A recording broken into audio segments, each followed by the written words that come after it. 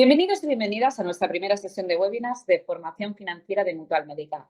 Hoy estrenamos este completo programa de webinars que contará con 7 sesiones lideradas por expertos que nos trasladarán conocimientos y nociones que nos ayudarán a lograr nuestros objetivos y metas financieras. Además, al final de cada sesión tendremos un turno de preguntas en el que podréis participar de manera activa.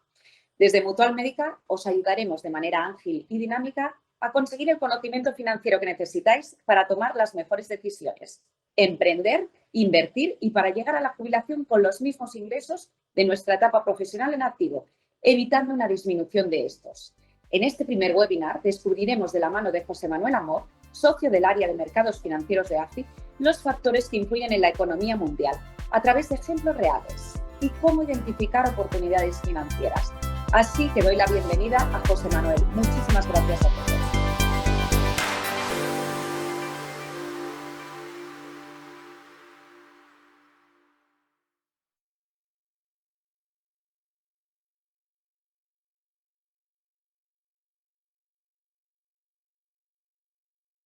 Pues muy bien, hoy tenemos la primera sesión que va a ser una introducción al análisis de coyuntura económica y cómo se interrelaciona con los ciclos financieros y por tanto cómo entre ambos nos dan una idea, ¿no?, de cómo evolucionan los activos y mercados financieros.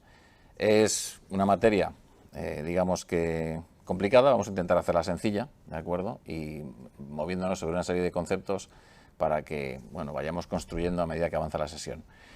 Bien, los objetivos de este webinar, ¿de acuerdo?, son los siguientes. Es entender, ¿no?, cómo interactúan los ciclos económico y financiero. Veréis que una cosa es el ciclo de la economía y otra cosa es el ciclo de indicadores financieros como los precios de los activos financieros, el crédito total de una economía, ¿de acuerdo? Y por lo tanto tenemos que entender e interpretarlos, cómo se mueven entre ellos. Para ello tendremos que conocer algunos indicadores, indicadores de coyuntura económica. El más, digamos, importante es el PIB, el Producto Interior Bruto, ¿de acuerdo? Y también, bueno, pues es relevante que conozcamos lo que es la inflación, ¿de acuerdo? Es importante esos dos por lo menos. Luego hay muchísimos más, pero creo que para esta introducción esos son los que merecen la pena. Hay que tener en cuenta además que las economías se mueven en un ámbito en el que tenemos interacción entre política monetaria, bancos centrales, tipos de interés, etcétera, etcétera, y política fiscal, subidas, bajadas de impuestos, incrementos de gasto, y por tanto cómo interactúan estas políticas, es decir, cómo los gobiernos y los bancos centrales intervienen, ¿no?, en estos ciclos económicos y ciclos financieros y les dan forma a lo largo del tiempo. Y bueno, pues a lo largo de la presentación lo que haré es hacer referencias a episodios pasados, históricos, y bueno, pues lógicamente a la situación en la que estamos hoy, que viene dominada por la salida de la COVID, la recuperación posterior a esa crisis pandémica, la entrada de la energía como principal variable, ¿no?, disruptiva en los últimos 9-12 meses, y bueno, pues qué podemos esperar del futuro, sin por supuesto asumir que tenemos una bola de cristal, que ya os digo que no la tenemos. Bien, aquí tenéis los 4 partes, los 4 capítulos que vamos a dar. El primero a base de introducción, el segundo esos indicadores macro y financieros clave, el tercero repaso a políticas monetaria y fiscal, y en el cuarto ya intentemos interrelacionar todo, ¿no?, y digamos que analizar cómo evolucionan los ciclos económicos y financieros. Muy bien, pues en el primer capítulo, ¿de acuerdo?, yo creo que es relevante que hagamos un pequeño repaso sobre, cómo los economistas, ¿de acuerdo?, hacíamos análisis económico antes de la crisis financiera global del 2008, 2009, 2010, ¿no?, esos 4 años, ¿no?, que generó un episodio de crisis muy relevante provocado, ¿no?, por el colapso del banco de inversión, que todos os acordaréis, de Lehman Brothers, luego el cierre, ¿no?, de los canales de financiación a nivel global, la crisis de deuda soberana en el área euro, ¿de acuerdo? Y como os acordaréis todos, pues esas subidas verticales de las primas de riesgo, ¿no?, esto lo hemos visto todos en prensa, en los periódicos, durante esos años, ¿no?, el año 2011, 2012, con esa fuerte tensión sobre algunos de los países de la eurozona, ¿no? Bueno, la economía, primero, ¿qué es? La economía es una máquina, ¿no?, es un organismo, ¿no?, una máquina que tiende al equilibrio, ¿de acuerdo?, pero que suele entrar en fases de desequilibrio que tienden a corregirse, ¿no? Es decir, en el fondo, tenemos un movimiento de las variables económicas de corto plazo en el que la producción de bienes y servicios, es decir, el PIB, ¿de acuerdo?, suele tender a crecer más o a decrecer más que un nivel tendencial, ¿de acuerdo? Y son los mecanismos propios, autónomos de la economía, ¿no? Básicamente un ajuste de precios. Cuando hay mucha demanda, los precios suben. Al subir mucho, generan desequilibrios y, lógicamente, ahí intervienen los actores monetarios y fiscales y se produce, ¿no?, pues una vuelta al ajuste a través de acciones de política monetaria y económica, ¿no? Entonces, la economía tiende a volver a la tendencia cuando se producen excesos, ¿de acuerdo? Y en el largo plazo, ¿vale?, cuando hablamos de décadas, ¿no?, de 30, 40, 50 años, digamos que el crecimiento de la economía, es decir, la evolución de esas variables económicas, del PIB, de la renta per cápita, etcétera, etcétera, depende mucho más del crecimiento de la población, ¿de acuerdo? Es decir, un país que no crece en población difícilmente crece de forma continuada en el tiempo. La acumulación de capital, es decir, capital físico, capital humano. Capital físico me refiero a infraestructuras, puertos, aeropuertos, tecnología, ¿de acuerdo?, máquinas, bienes de equipo, y capital humano, ¿no? Es decir, cuán bien sabemos los humanos hacer las cosas porque nos formamos, ¿no? Y además, ¿no?, el progreso tecnológico que nos ayuda a mejorar ambas dotaciones de capital físico y humano, ¿no? La tecnología, por ejemplo, nos hace hacer las cosas mejor con la misma cantidad de máquinas y la misma cantidad de personas, ¿no? Es decir, es lo que se llama la productividad. Con lo cual, aunque a largo plazo, cuando uno mira un país, ¿no?, por ejemplo, China, en los últimos 50 años, un crecimiento de la población brutal, un crecimiento de la dotación de capital físico, mucha inversión en infraestructuras, puertos, carreteras, autopistas, mucha inversión en hospitales, mucha inversión en sanidad, mucha inversión en tecnología, ¿de acuerdo? Esos son los factores que a medio plazo hacen que un país, si miramos, ¿no?, 30, 40, 50 años, crezca y duplique, ¿no?, pues su nivel de producción, que en el fondo es una forma de ver el nivel de renta, ¿vale?, de las personas que habitan en un país. Pero en el corto plazo, sobre esa tendencia de largo plazo, hay ciclos, ¿vale?, hay oscilaciones, y esas oscilaciones se producen pues porque la economía genera excesos de demanda o defectos de demanda y, por tanto, correcciones, ¿de acuerdo? Bien, ahora, fijaros, el sistema financiero es parte de la economía, pero cuando hablamos de economía solemos hablar de PIB, de renta, de ventas al por menor, de consumo de las familias, de ahorro, y sin embargo, el sistema financiero asumimos que está separado de la economía real, y no es así, ¿no? Es parte integrante del sistema financiero. Es decir, sin un sistema bancario que intermedia, ¿no?, el dinero entre los ahorradores y los consumidores o los inversores, es muy difícil que se produzca, ¿no?, un crecimiento económico. Por lo tanto, el sistema financiero es, digamos, ese intermediador que nos permite, ¿no?, pues que las relaciones entre agentes de una economía con excedente de ahorro, por lo general familias, ¿de acuerdo?, pues permiten que otros agentes de la economía, por lo general empresas, pues inviertan, ¿de acuerdo?, y deriven en unos retornos a aquellos que han prestado el dinero, ¿no?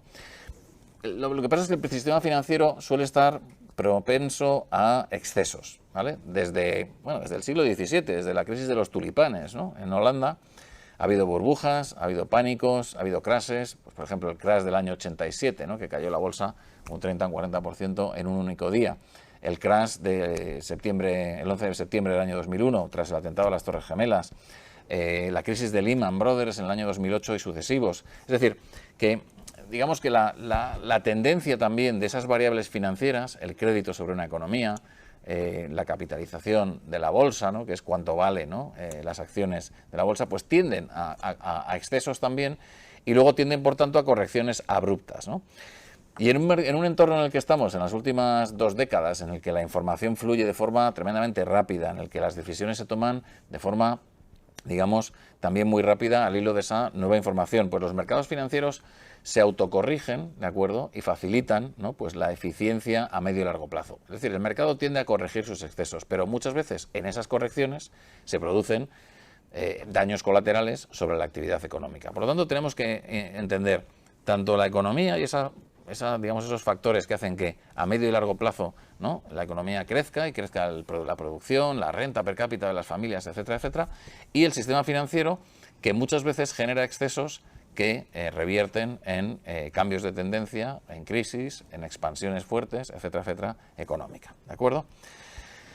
¿Qué ocurrió en los años 2008, 9, 10, 11? Pues que los principales actores, ¿no?, de política económica y monetaria se dieron cuenta de que la forma en la que ellos miraban, ¿no?, la economía, que era muy centrada solo en el ciclo económico, no tanto en el ciclo financiero, en esos excesos financieros que se producen en la economía, pues no valía porque no permitía explicar lo que ocurrió durante esa crisis, ¿no? Es decir, en aquella crisis, como os digo en esta transparencia, el núcleo financiero, el núcleo del sistema financiero se desmoronó y arrastró a la economía global. Es decir, la crisis de Lehman Brothers y la recesión que tuvimos después, que duró muchos años y llevó a una caída de los niveles de producción y los niveles de bienestar económico muy intensa, fue una crisis de índole financiera. Es decir, fue un exceso de endeudamiento por parte de hogares y empresas, financiado a través del sistema financiero, que provocó, digamos, pues un exceso,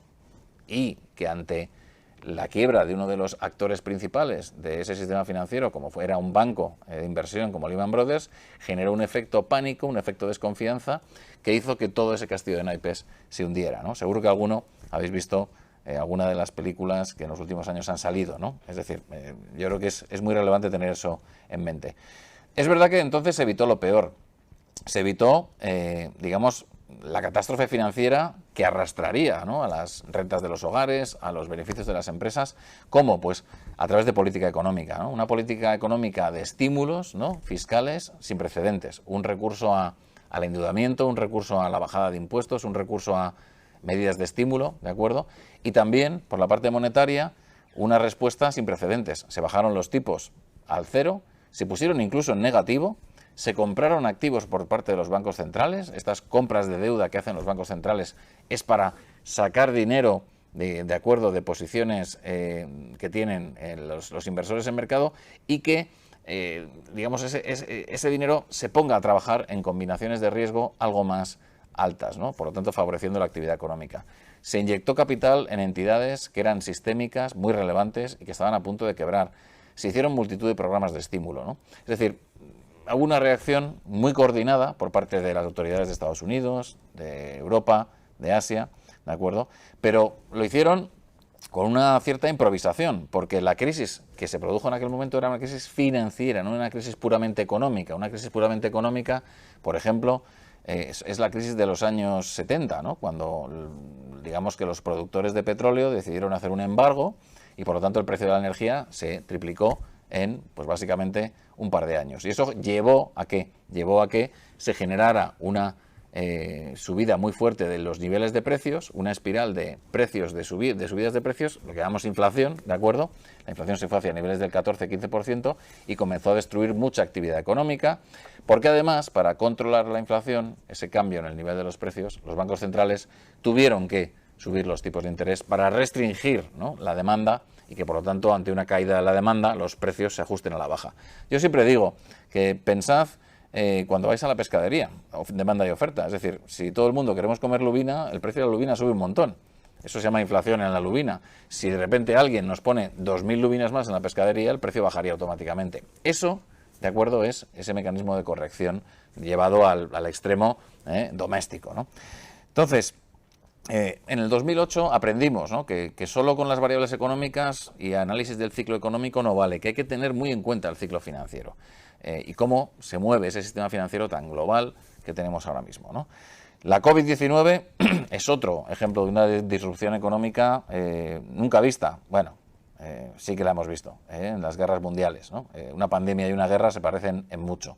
Hay una destrucción de oferta, ¿de acuerdo? Es decir, desaparece una parte de la producción, de la capacidad de producción en el sistema, y por lo tanto, bueno, pues tenemos disrupciones en los precios y una caída muy importante de la demanda, ¿no? Pero es verdad que la reacción que se produjo ante la COVID en marzo de 2020 ya tenía las lecciones aprendidas, digamos que los actores de política monetaria y política económica, y cogieron mucho del libreto de la crisis anterior, la crisis del 2008, 2009, 2010, para luchar contra esa crisis. Por lo tanto, los analistas y los policy makers, la gente que hace política económica y monetaria, tenemos que ser muy humildes y saber que de cada crisis se aprende y que lo importante es sacar lecciones para en la siguiente crisis aplicarlas, ¿no? Y esto es un ejemplo claro de lo que ha ocurrido en las últimas 15 años, ¿no?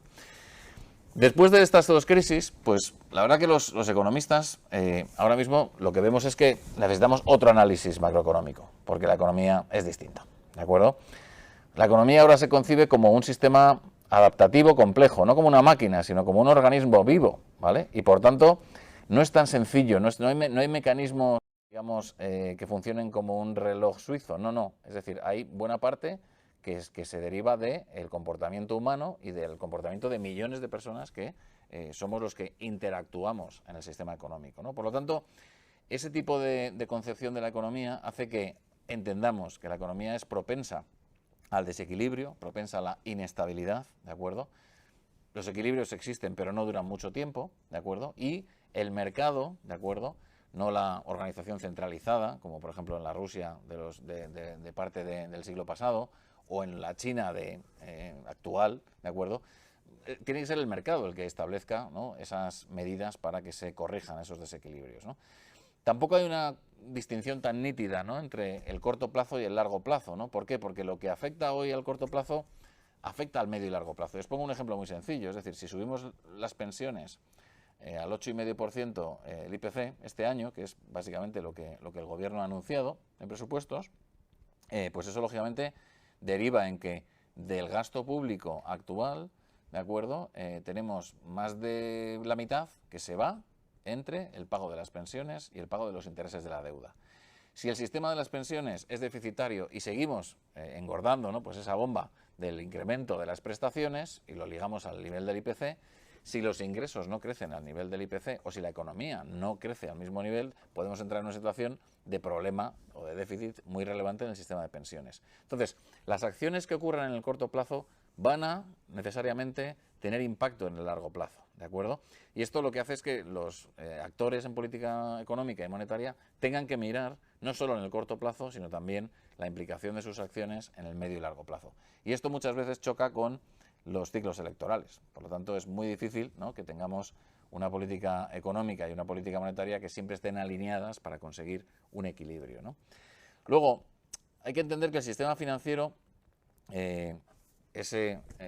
digamos, fuente de excesos, pero también necesidad, un sistema muy necesario para que funcione bien la economía, sobre todo una economía global, como la que tenemos en los últimos 30 o 40 años, está íntimamente ligado a la economía real. Es decir, no hay actividad económica que progrese si no hay un sistema financiero que lo apoye, ¿de acuerdo?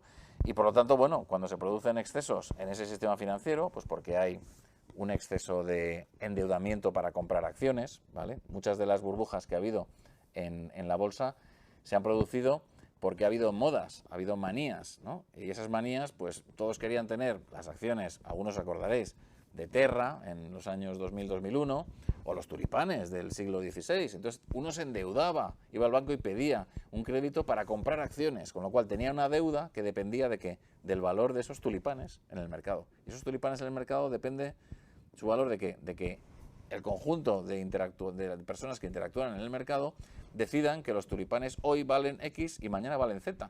Por lo tanto, si cae el valor de esos tulipanes, yo tengo la deuda todavía. Y por lo tanto se produce un desequilibrio entre el valor del activo, los tulipanes, y el valor del pasivo que le debo al banco, mi deuda. Y eso genera una inestabilidad que se transmite a la economía, porque si el banco ve que tú no vas a poder pagar, automáticamente tiene que poner capital, poner dinero para soportar la pérdida que supone que tú no pagues. Eso automáticamente genera que sea más reacio a prestar a proyectos, ¿de acuerdo?, que sean viables, y eso genera una espiral que deriva en una desaceleración económica, ¿no? Por lo tanto, ¿de acuerdo?, es muy relevante entender, ¿no?, que la economía es un organismo vivo que depende del comportamiento humano, y el comportamiento humano es, digamos que está sujeto a excesos, ¿de acuerdo? Y por lo tanto, como hay excesos y hay desequilibrios, tiene que haber una muy buena regulación, tiene que haber un marco institucional, ¿vale?, un conjunto de políticas, de regulaciones, de supervisores, ¿vale?, que hagan que esas relaciones entre el sistema financiero y el sistema económico sean robustas y tiendan al equilibrio, o por lo menos cuando hay un desequilibrio, que esas acciones permitan volver otra vez al equilibrio. ¿De qué estamos hablando? Pues de los bancos centrales, del Banco Internacional de Pagos, del Fondo Monetario Internacional, de la CNMV, que es quien vela por, digamos, la supervisión en la inversión de los agentes, de las familias. De acuerdo, tenemos que tener un marco institucional muy robusto. Cuando hay problemas en la regulación, cuando hay comportamientos que son, digamos, que tendentes a permitir un exceso en el mercado financiero o en la actividad económica por parte de los propios reguladores, es decir, cuando no se hace bien el papel del regulador, suelen cometerse excesos que llevan a desequilibrios y que por lo tanto generan, digamos, oscilaciones fuertes en ese ciclo económico y financiero. Muy bien, después de esta introducción, que espero que os haya puesto un poco, digamos, que en situación de lo que queremos ver, vamos a ver qué indicadores macro y financieros son clave, ¿no? Cuáles yo creo que tenéis que seguir en estos, 45 minutos no dan para contaros todos, pero yo creo que es muy relevante que sepamos lo que es el PIB y que también, ¿no?, tengamos en cuenta lo que es la inflación, aunque la inflación la tocaremos en el capítulo dedicado a la política monetaria, ¿no? Entonces, vamos a ver, digamos, el PIB. ¿El PIB qué es? Es el Producto Interior Bruto. Vale, las siglas, fenomenal. Pero bueno, ¿qué es eso? Explícamelo. Es el valor de mercado, ¿vale? Valor hoy, si lo pongo en mercado, cuánto me pagan por ello, ¿de acuerdo? De todos los bienes y servicios finales, ¿vale? No los intermedios. Ahora vais a ver un ejemplo de ello. Producidos en una economía durante un periodo de tiempo determinado. Es decir, en un trimestre, en un año, ¿vale? Cuando decimos el PIB ha crecido un 6% anual. ¿Qué quiere decir? Pues que entre el 1 de enero y el 31 de diciembre, ¿de acuerdo?, el valor de todos los bienes y servicios que produce una economía y que era, imaginaos, 1 de enero, 1 billón de euros, ha subido hasta 1,1 billones de euros en 31 de diciembre. Por lo tanto, ¿cuánto se ha producido? Se ha producido 1,1 billones de euros y partíamos de un nivel de 1 billón de euros. Ha habido un crecimiento del 10% en esa producción, ¿vale?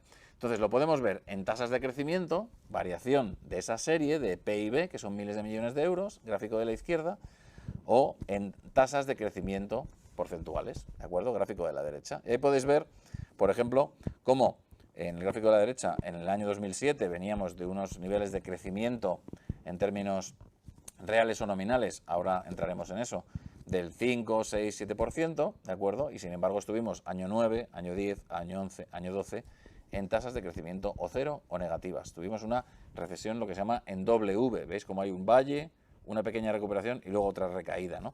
Y no recuperamos esos niveles de crecimiento, ¿vale?, del PIB hasta el año 14 o 15. Y cuando ya estábamos creciendo otra vez durante unos años al 3, 4, 5%, vino la COVID, de la que salimos en vertical y ahora mismo pues estamos, digamos, en otra fase de desaceleración en el crecimiento del PIB, que en el fondo es lo que tenéis a la derecha, miles de millones de euros en bienes y servicios finales producidos en una economía. Claro, interior bruto quiere decir producidos en la economía con los factores de producción nacionales, es decir, con el capital humano y el capital físico y el capital, digamos, financiero de ese país. Yo siempre pongo un ejemplo muy claro aquí para distinguir entre lo que es el Producto Interior Bruto y el Producto Nacional Bruto. El Producto Nacional Bruto, que no os lo he traído aquí, es lo que se produce, el valor de mercado de lo que se produce bienes y servicios en un país con, ¿de acuerdo?, los factores tanto nacionales como factores de producción, trabajo y capital extranjeros, es decir, de propiedad extranjera. Y el caso es Irlanda. Irlanda es un país enano, ¿vale? Irlanda es un país muy pequeño. Su Producto Interior Bruto, imaginaos, es 100. Bueno, pues su Producto Nacional Bruto es 150. ¿Y esa diferencia? Bueno, en Irlanda sabéis que hay un montón de multinacionales, ¿de acuerdo?, que tienen allí su sede fiscal. Y por lo tanto, el valor de los bienes y servicios que producen en Irlanda no está producido en su mayor parte con los factores de producción domésticos, sino que responden a la propiedad de esos factores, que es extranjera.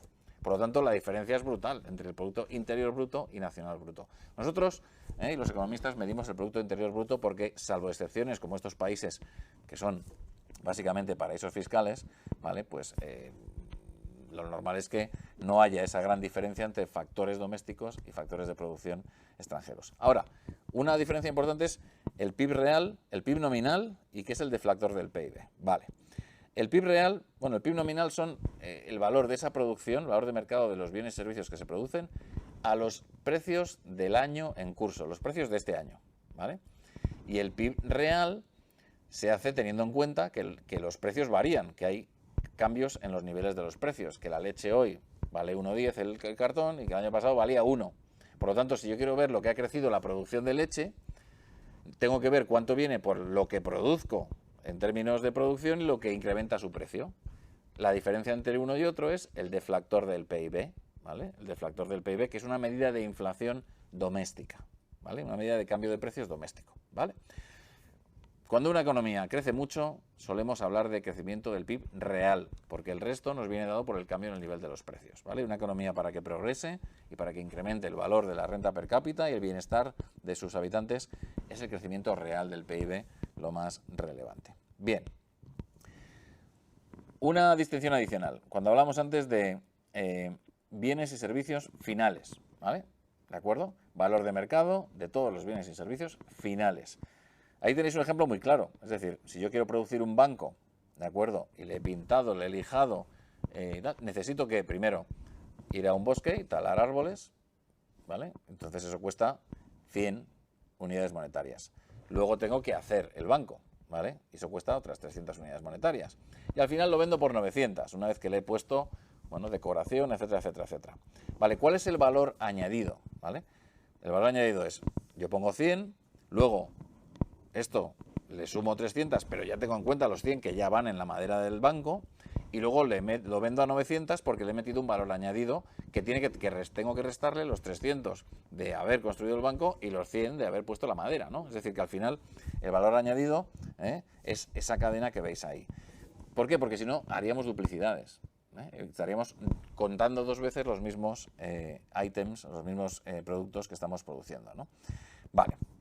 Con esto yo creo que queda claro lo que es el Producto Interior Bruto, ¿de acuerdo?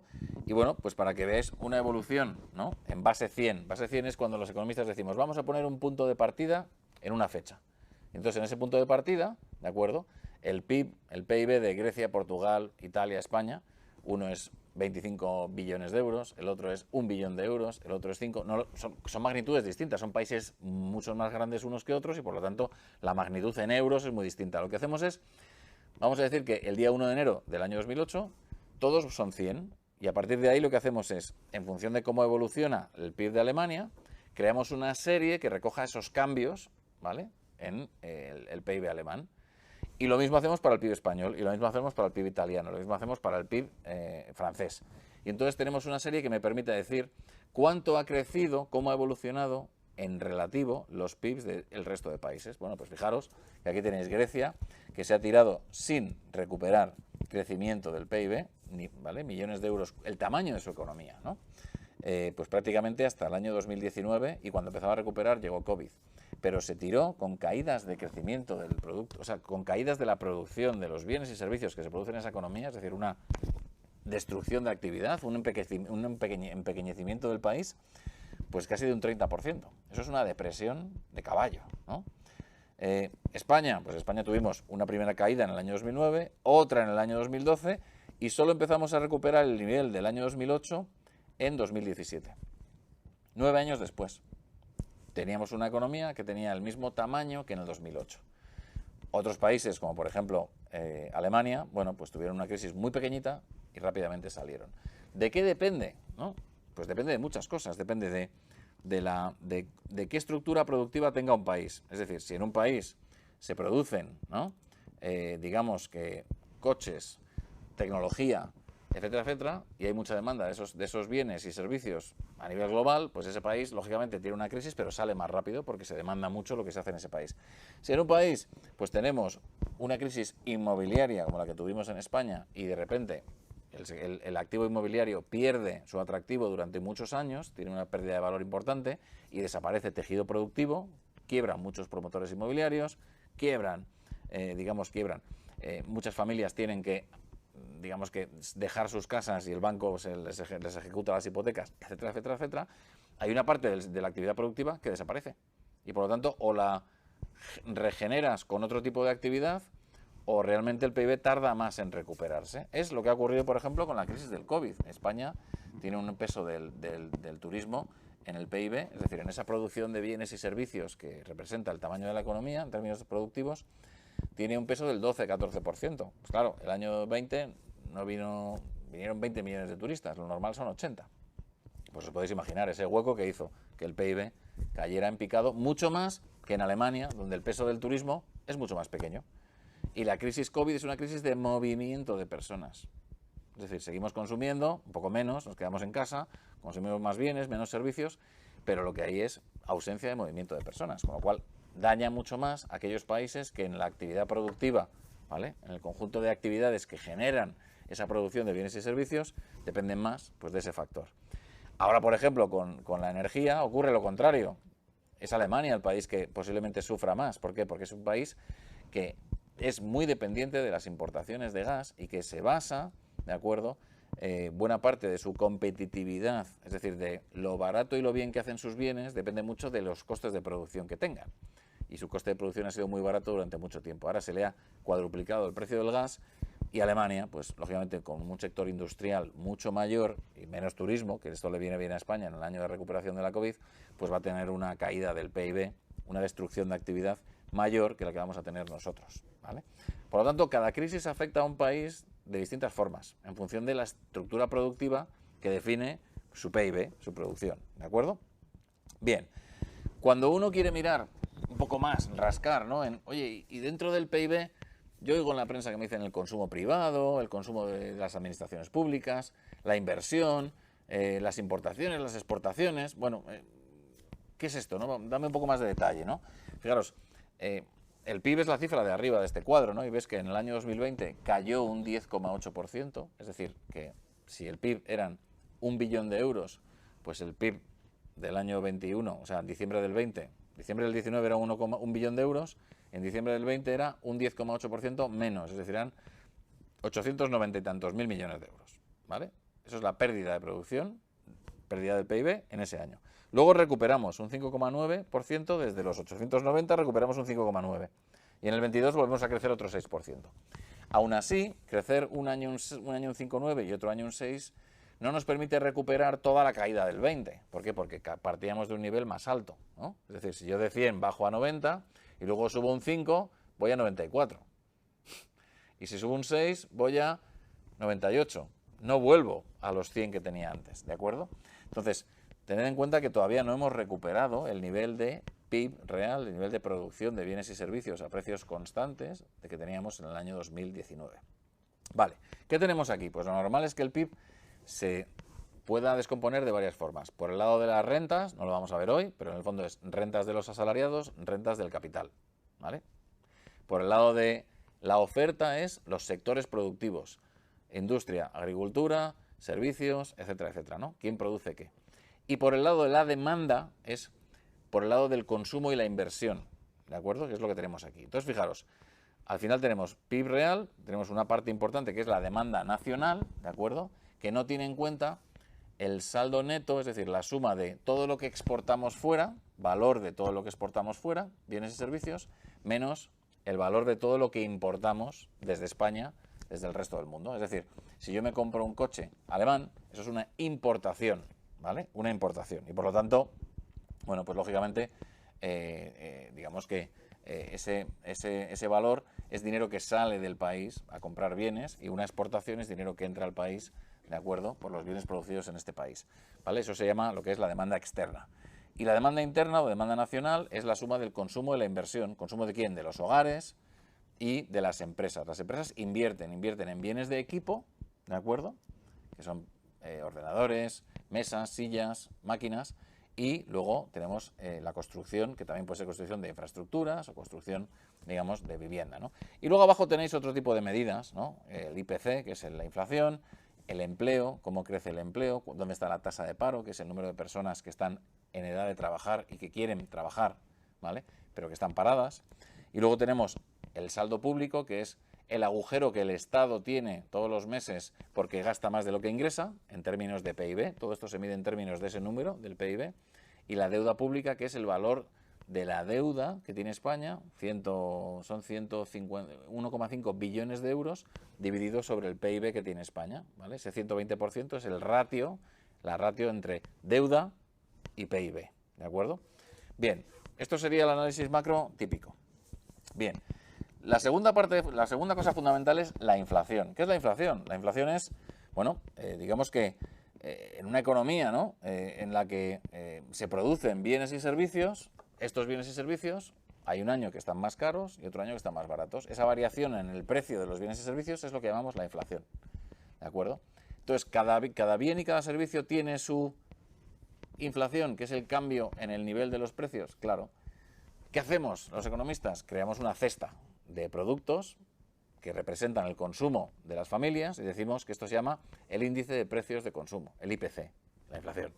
Bueno, pues cada uno de estos productos medimos cómo varía su precio de un año a otro y anotamos esa variación, ¿de acuerdo? Y esa variación interanual, es decir, de enero a enero, de febrero a febrero, de marzo a marzo, es la inflación, que es el cambio interanual, es decir, entre 2 meses iguales de años sucesivos, en, digamos, los precios de un bien o de un servicio. ¿Qué ocurre? Que la inflación reduce el valor de mi dinero. Es decir, si los precios de los bienes van subiendo, si esta botella de agua este año es 1 euro, el año que viene es 2 y yo sigo cobrando 1 euro, pues el año que viene me cuesta 2 veces de mi renta que yo tengo, que es 1 euro, me puedo comprar solo media botella, porque ha subido el precio, ¿de acuerdo? Entonces, la inflación de bienes y servicios reduce la capacidad adquisitiva de los hogares, ¿vale? Por lo tanto, digamos que los bancos centrales luchan para que la inflación esté contenida. Mirad, esto es un gráfico de inflación desde los años 50 en Estados Unidos. Hemos pasado en la última década, es decir, la memoria de casi todos los que estamos en el webinar, no lo sé vuestras edades, pero me imagino que es los últimos 20, 30 años, en inflaciones por debajo del 3, del 4%. Es más, en torno al 2%. Pero preguntar a vuestros padres o a aquellos que tengáis más de 60 a 70 años, bueno, pues la inflación llegó a estar en niveles del 8, 10, 12, 14% de forma recurrente durante muchos años, ¿de acuerdo? En los años 80, 70. En ese entorno, los bancos centrales luchaban para mantener la inflación bajo control. ¿Cómo?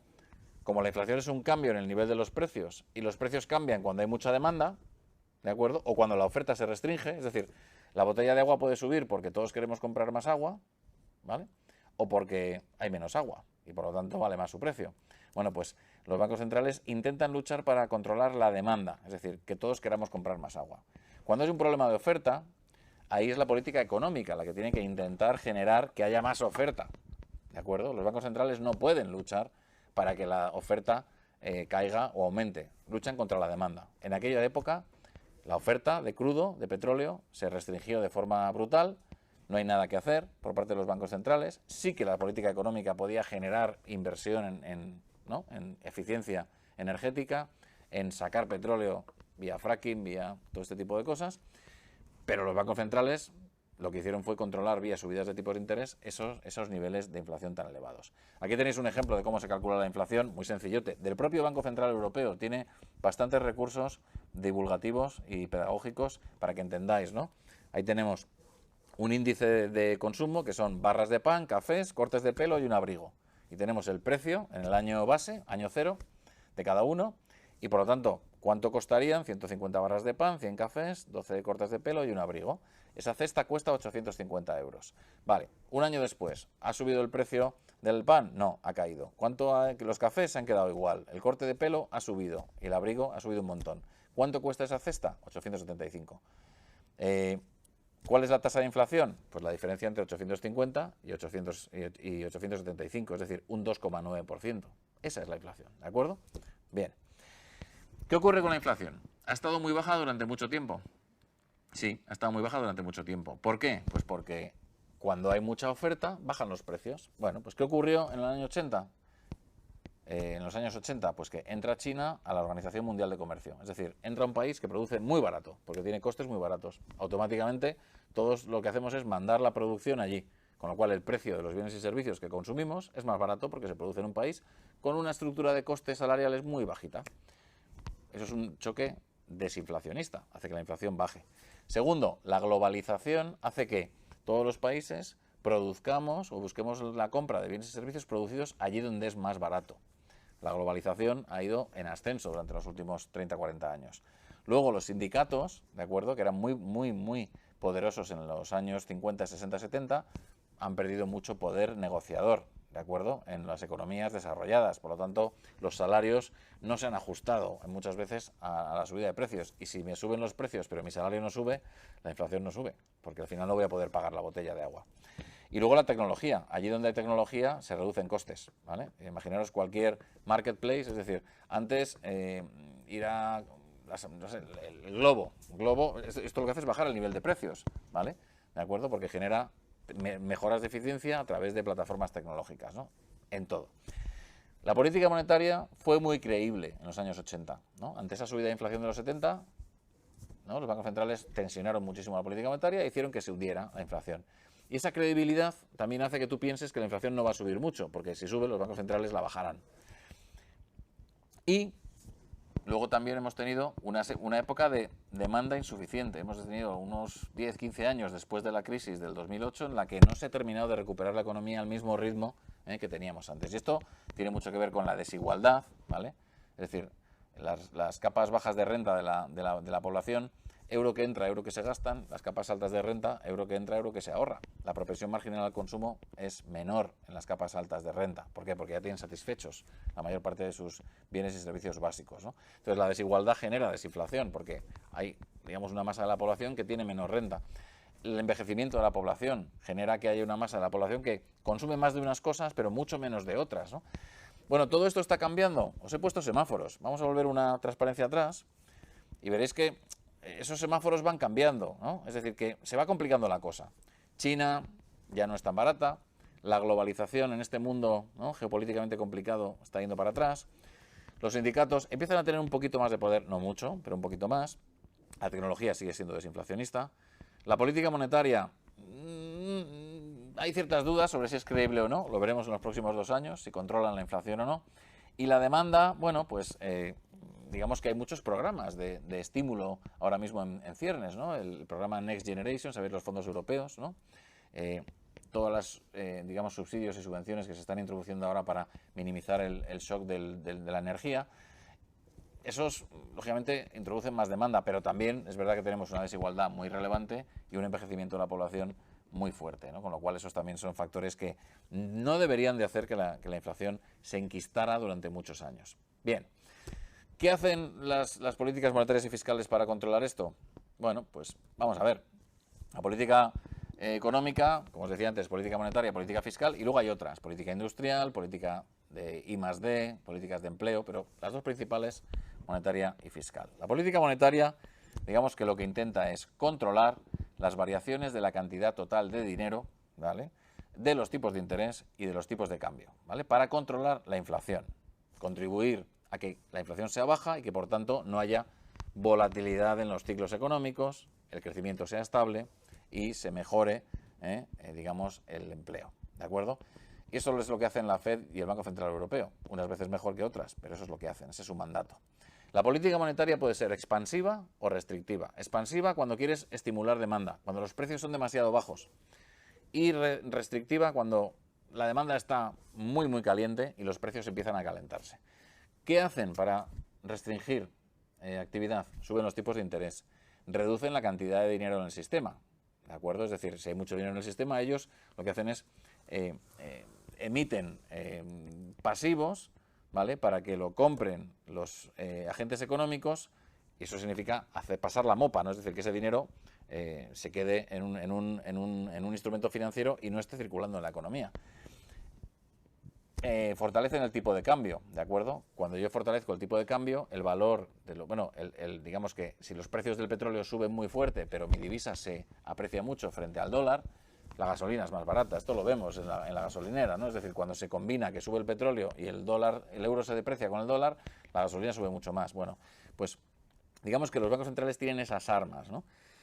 Y cuando quieren expandir la economía, bajan los tipos de interés, aumentan la cantidad de circulación de dinero, deprecian el tipo de cambio, etcétera, etcétera, etcétera, ¿no? Es decir, estoy siendo muy, muy simplificador, pero esto es lo que hacen. ¿Dónde estamos? Pues estamos en un momento en el que, después de una tendencia con sus ciclos, de subidas y bajadas de tipos de interés, aquí lo que tenéis es el porcentaje de bancos centrales de países desarrollados y emergentes que están subiendo o bajando los tipos de interés. Fijaos, cuando están en cero es que todo el mundo, nadie los está subiendo, y cuando están en el 80% es que todos los están subiendo. Bueno, pues veníamos de una senda, ¿de acuerdo?, del 19 al 20 de todos bajando tipos de interés para estimular la demanda tras la crisis de la COVID, y ahora con la inflación lo que tienen que hacer es restringir esa demanda. ¿Cómo? Subiendo tipos de interés. Esperamos que vaya a haber subidas de tipos de interés relevantes. Luego, ¿qué hace la política económica? Pues la política fiscal. Bueno, pues esto se trata de cómo actúa el Estado, ¿vale?, sobre la economía, ¿vale? El Estado puede actuar redistribuyendo ingresos o digamos renta de unas partes de la población a otras, vía impuestos progresivos, estabilizando, vía ¿qué? Subsidios de desempleo, prestaciones por desempleo, pensiones, ¿vale? Son mecanismos estabilizadores.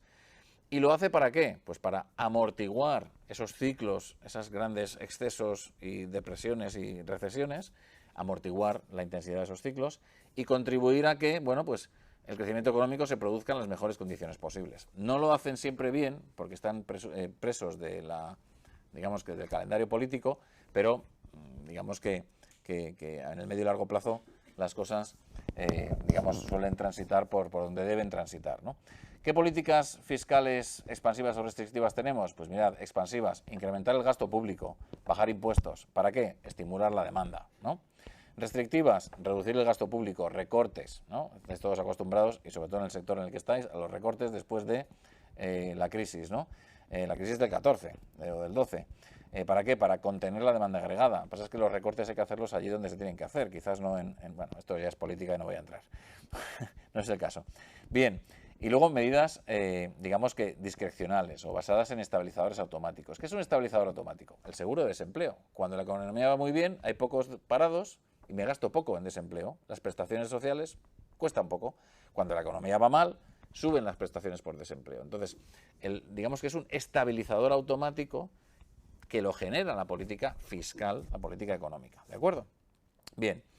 Y aquí tenéis un poco cómo se transmiten esos canales, ¿vale? Si yo incremento el gasto público, pues aumenta la demanda, aumenta la producción, aumenta la remuneración de asalariados, aumenta el gasto público, es decir, entramos en un círculo virtuoso. Y lo mismo con bajadas de impuestos.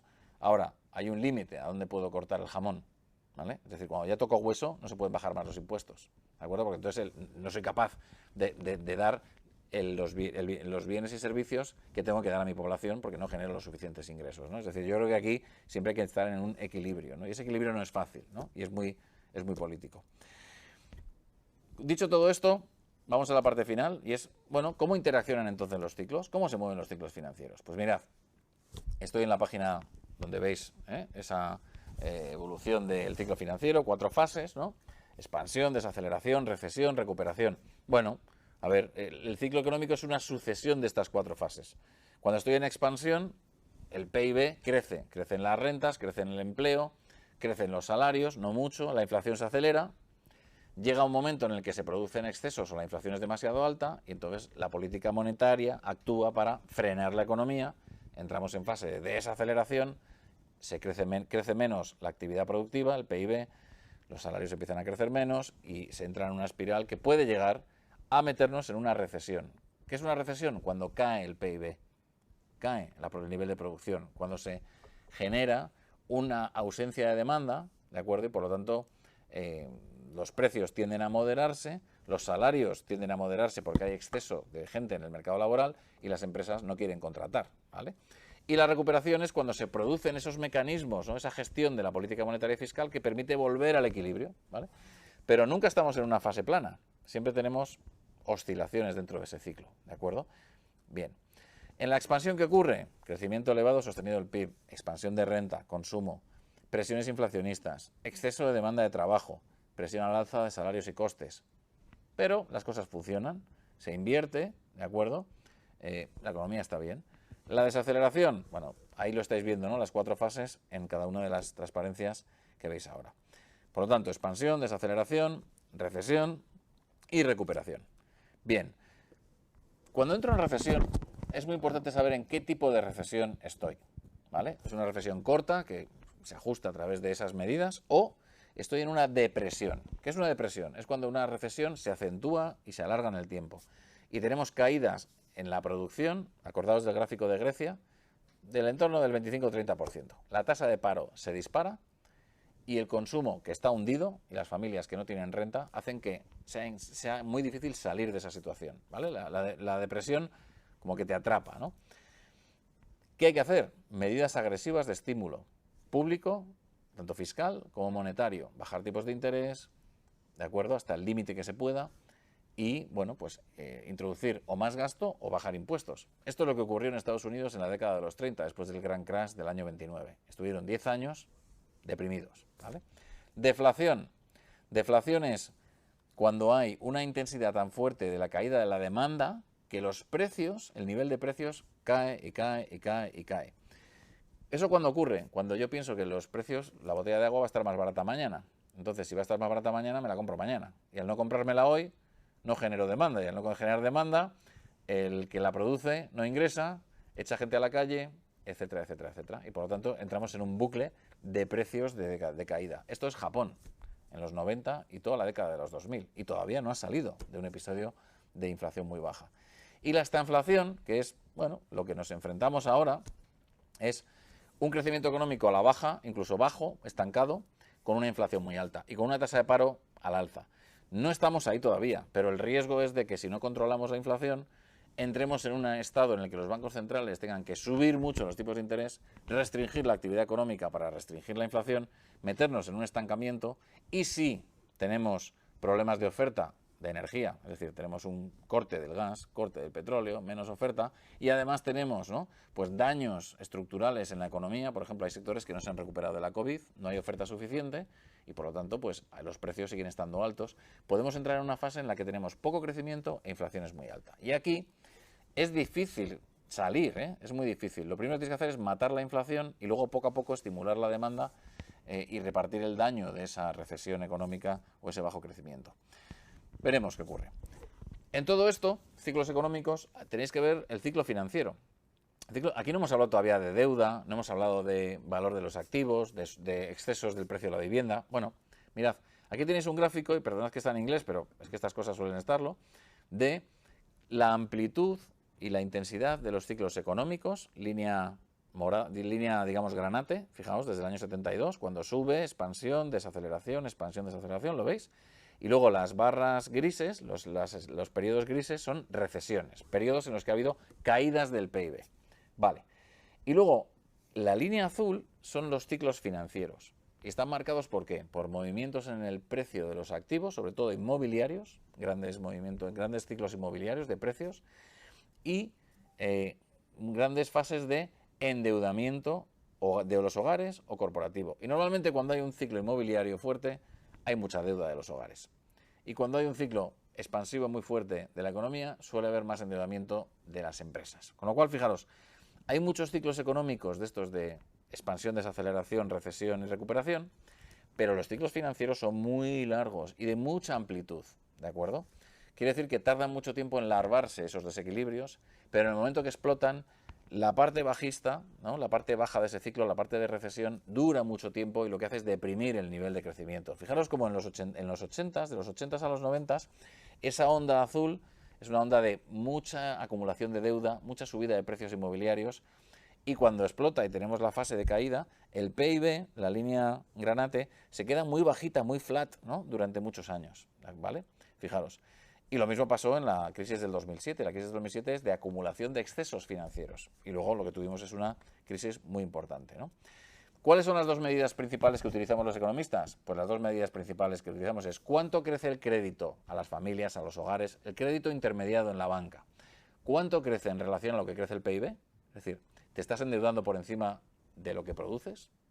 Que en el fondo es lo que te permite pagar esa deuda. Si te desvías mucho, luego vienen los excesos. Y la otra es, ¿cómo se mueven los precios de la vivienda, básicamente, respecto a su tendencia de medio plazo? Si crecen mucho respecto a su tendencia, se vuelven tan caros que no se pueden comprar y lo que genera luego es un hundimiento de demanda y caída de precios, con un apalancamiento, deuda de los hogares en el sistema financiero. Estos dos, cuando coinciden, generan que la crisis económica sea más intensa y más larga. Por lo tanto, los reguladores tienen que bueno, articular medidas para que se frene este endeudamiento tan fuerte y, por ejemplo, cuando los precios de la vivienda están subiendo fuerte, no permitir que los bancos den hipotecas ninja, ¿no? Que era no income, no kids, no income, no jobs, ¿no? Le daban hipotecas en que no tenía ni ingresos ni tenía trabajo, ¿vale? O hipotecas por el 120% del valor de la vivienda, ¿no? ¿Entendéis? ¿No? Es decir, la regulación, ese marco institucional, tiene que controlar estos excesos financieros, porque luego llevan a crisis mucho más largas. Bueno, y si juntamos ya el ciclo financiero, el ciclo económico, con cómo se mueven los precios de los activos financieros, ¿vale? Pues mirad, lógicamente, aquí pintamos, ¿no? Un ciclo económico de expansión, luego contracción, luego vuelta a la expansión. Podéis imaginar que cuando hay expansión, ¿de acuerdo?, las acciones, ¿no?, la renta variable, ¿vale?, ¿de acuerdo?, tiende a encarecerse, tiende a subir, porque hay crecimiento de la economía, crecimiento de los beneficios, por lo tanto yo, que invierto en bolsa, pago más por unos beneficios futuros que van a ser más altos. ¿Por qué? Porque la economía se expande, ¿vale? Y los tipos de interés van subiendo, ¿vale? ¿Por qué? Porque la economía va creciendo fuerte, genera inflación y el Banco Central intenta controlarla. Llega un momento en el que se genera esa discontinuidad y entramos en una desaceleración y recesión. Ahí, ¿de acuerdo?, ahí lo que hace, digamos, los tipos de intereses bajan fuerte y la renta variable, ¿no?, digamos que activo arquetípico de elasticidad al ciclo, elasticidad a demanda, se hunde, ¿de acuerdo? Y no se estabiliza hasta que no hay una bajada de tipos de interés lo suficientemente importante como para que se produzca esa vuelta del ciclo económico hacia una fase de recuperación. Y esto es cíclico. La cuestión es identificar esos puntos álgidos del ciclo y bajos del ciclo. Es muy difícil. Si esto fuera una ciencia y hubiera una fórmula, yo no estaría aquí. Todos tendríamos una calculadora de cuándo invertir y ya está. Es una ciencia decepcionante, la economía. ¿Por qué? Porque depende del comportamiento de millones de personas y eso no hay nadie que lo modelice, ¿no? Bien, con lo cual los economistas lo que intentamos es ver cómo está el ciclo económico, ver cómo está el ciclo financiero y trasladarlo ¿a qué? A fases, ¿no?, de movimiento de los activos financieros, ¿no? Cuándo tengo que estar en deuda porque van a caer los tipos de interés y cuando caen los tipos de interés el precio de los bonos sube. Cuándo tengo que salir de deuda y comprar acciones, ¿de acuerdo? Esas son las decisiones que uno toma de forma informada una vez que conoce cómo se mueven los ciclos, cuáles son los indicadores principales que hay para medir esa actividad y tres, cómo interactúa la política monetaria y fiscal para controlar esos ciclos económicos y financieros. Por mi lado, poco más. Muchas gracias por vuestra atención. Hay un par de transparencias más, no creo que sean necesarias para introducir más información. Una es sobre cómo se comportan las carteras, ¿no?, unas carteras, bueno, conservadoras o no, de activos financieros en este último año. Todas han caído de forma muy relevante, ¿de acuerdo? Pero bueno, yo creo que tiene mucho que ver con la situación económica en la que tenemos.